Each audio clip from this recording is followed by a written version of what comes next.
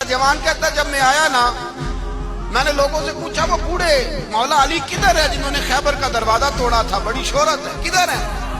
कहते हजरत अली साहब ने बैठे थे, मुझे किसी ने कहा वो बैठे हुए। मैं गया तो हजरत अली अखरोट खा रहे थे, तो पूरा जोर लगा रहे हैं तो अखरोट कोई नहीं टूटता, पूरा जोर 2-3 दफा, कभी इस दांत में कभी इस दांत में, टूटता ही नहीं। कहते मैं हंसने लगा तो हजरत अली ने मुझे पास बुलाया, कहा बेटे इधर आ। तो मैं गया तो कहने लगे क्या सोच रहा है? कहते मैं डर गया। मैंने कहा हुजूर कुछ भी नहीं। लेकिन नहीं जो सोच रहा था तू बता। मैंने कहा नहीं कुछ नहीं। फरमाने लगे मैं बताऊं तू क्या सोच रहा था? बताऊं? का हुजूर बताइए। आप फरमाने लगे तू सोच रहा था बाबे से अखरोट तो टूटता नहीं, खैबर कैसे तोड़ दिया था?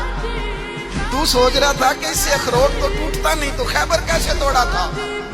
फरमाते हैं मैंने कहा मैं यही सोच रहा था। ये अर्ज किया ना तो फरमाते हैं शेर खुदा का रंग ही बदल गया। पहले मुस्कुरा रहे थे, फिर अंदाज बदल गया।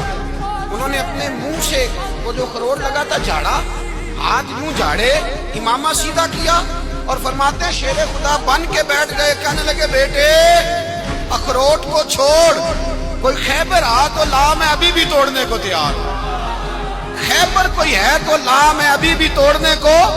दीवारें हिलती रहती हैं और दर कांप जाता है। अली का नाम सुन के अब भी खैबर कांप जाता है। मैं तू इसको छोड़ अखरोट को, तू ला। कहते मैंने कैफियत देखी तो हजरत अली का तो रंग ही बदल गया।